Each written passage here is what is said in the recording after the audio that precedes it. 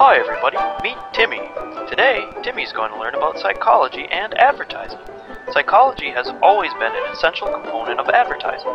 Advertising's main functions are to inform, persuade, and influence. Today, we'll be focusing on persuasion. One of the most widely accepted models of persuasion that is often associated with advertising is the elaboration likelihood model. The elaboration likelihood model, otherwise known as the ELM, is the theory identifying two ways a communication can be persuasive: the central route or peripheral route.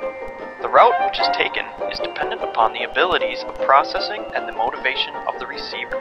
That's you, Timmy. Let's spell it out for you, Timmy. Here is the central route. This is a direct route of persuasion that appeals to logic and involves a great deal of thought. The central route is associated with high involvement.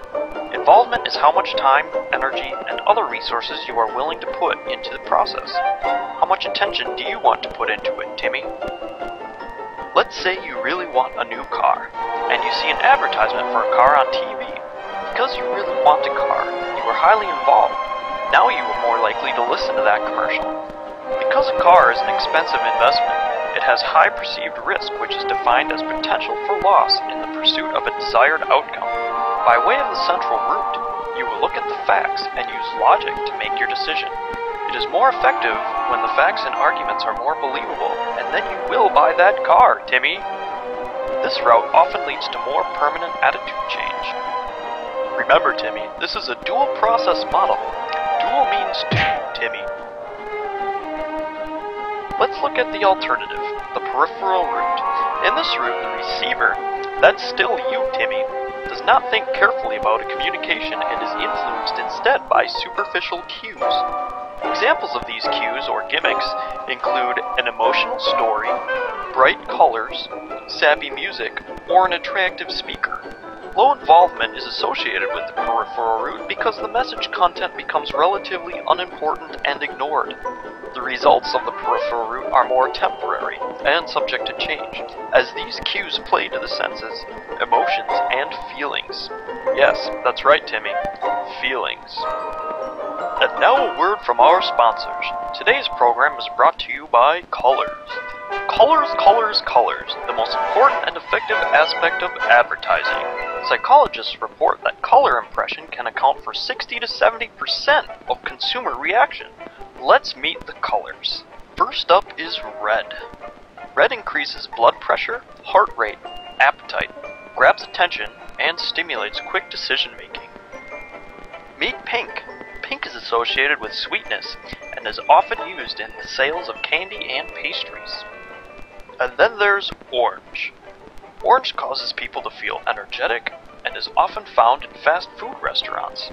Prolonged exposure to orange can make one become very aggressive. Up next is yellow.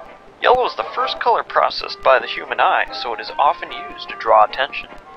Say hi to green. Green is a relaxing color often found in hospitals. In the current trend to go green, it often represents things which are environmentally friendly and natural. Let's welcome blue. Blue is the most popular favorite color among adults. It is often used to sell jewelry and is the color of loyalty. Blue can also add a nauseating effect to food. Purple, come on down! Purple is one of the most difficult colors to produce. It is often associated with the royal, rich, and luxurious. And next we have brown. Brown is favored by men over women and often used to represent that which is natural and of the earth. Brown represents solidity and strength. And here comes black. Black represents power, sophistication, and formality. It's used to make other colors pop and a preferred color for type for increased readability. And finally there's white. White represents cleanliness and purity to many people. White can also imply simplicity, newness, and high technology. And next time you need to advertise, remember what colors can do for you. And now back to Timmy and his feelings. You see, Timmy, your feelings have a huge impact on how you're persuaded and how you spend your money. The ultimate goal of advertising. Feelings can also be referred to as affect. Affect occurs rapidly and involuntarily in response to a stimulus, like advertising. There is positive affect, such as joy, hope, or pleasure, and negative affect, like anger, fear, and shame. These strongly shape your behavior and risk perception, Timmy. And did you know advertisers often rely on the affect heuristic to predict how you might respond to an advertisement, as well as your corresponding behavior?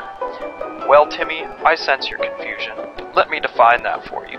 The affect heuristic refers to decisions that are determined by affective considerations, such as our feelings of like and dislike, or good and bad.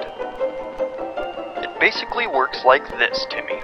If a stimulus arouses a negative effect, the receiver, haha, yes, Timmy, that's still you, will perceive the risks as higher and the benefits potentially lower. Conversely, if the stimulus yields a positive effect in the receiver, Timmy here will judge the related risks as low and the benefits higher, and increase the chances you will buy the product. This is why advertisements often contain positively charged emotional images and slogans, as well as the basic factual information. The amalgamation of these elements work through the central and peripheral routes. Do you see that, Timmy? How I brought that back around? And that is how psychology in advertising works. Since we've come full circle, it seems it's time to say goodbye for today. Say goodbye, Timmy, and join us next time to find out what else Timmy can learn.